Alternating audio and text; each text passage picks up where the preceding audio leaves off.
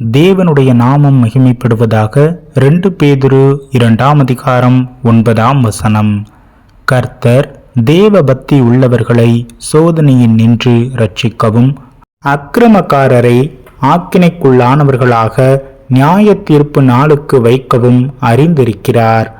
கர்த்தருக்குள் பிரியமானவர்களே, நம்முடைய வாழ்வில் சோதனைகளின் நேரத்தில் தேவனை நோக்கி கூப்பிடுகிறவர்களாக காணப்படுகிறோமா?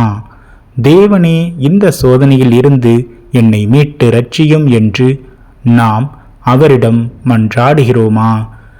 தேவன் நம்மை காண்கிறார், காக்கிறார், வழிநடத்துகிறார் அல்லவா? நாம் நம்மை முழுமையாக அவரிடத்தில் தாழ்த்தி அர்ப்பணித்து அவரிடம் நம்முடைய சோதனையின் நேரங்களில் உண்மையாக தேவனை நோக்கி கூப்பிட்டு, சோதனைகளில் இருந்து என்னை ரட்சியும், என்னை விடுவியும் என்று அவரை நோக்கி நாம் விண்ணப்பம் செய்யும் பொழுது, தேவ பக்தி உள்ளவர்களுக்கு சோதனையின் நின்று விடுவிக்கத்தக்கதான பலனை தருகிறார். அதற்கு தப்பிக்கத்தக்கதான வழியையும் தேவன் போதிக்கிறார். அக்கிரமக்காரர்களையோ தேவன் ஆக்கினை தீர்ப்புக்குள்ளாக வைத்திருக்கிறார் என்று வேதத்தின் வசனம் சொல்கிறதே. நாம் நம்முடைய பாவங்களை அறிக்கையிட்டு அவரிடம் நாம் விண்ணப்பிக்கும் பொழுது நிச்சயம் அவர் நமக்கு உதவி செய்கிறவராக இருக்கிறார்.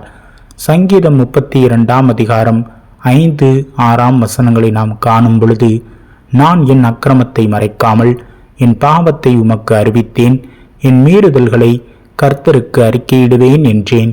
தேவரீர் என் பாவத்தின் தோஷத்தை மன்னித்தீர்.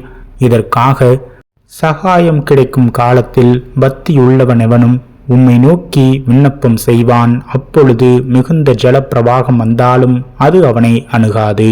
கிறிஸ்துவுக்குள் அன்பான சகோதர சகோதரிகளே, நாம் நம்மை தாழ்த்துவோம். தேவனிடம் நம்முடைய பாவங்களை மீறுதல்களை அறிக்கை செய்வோம். நம்மை நாம் அவரிடம் முழுமையாக அர்ப்பணிப்போம். என்னை கழுவி பரிசுத்தமாக்கும் ஐயா என்று அவருடைய பாதத்தில் நம்மை நாம் சமர்ப்பிப்போம். நம் தேவன் நம்மை நிச்சயமாக கழுவி பரிசுத்தப்படுத்தி நம்மை காத்து கொள்வார். அவர் மனதுருகும் தெய்வம் அல்லவா? சோதனையின் நின்று தப்பிக்கும் வழியையும் அவர் போதிப்பார்.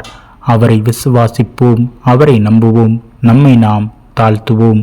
தேவன் நம்மை வழி நடத்துவார். ஆமீன்.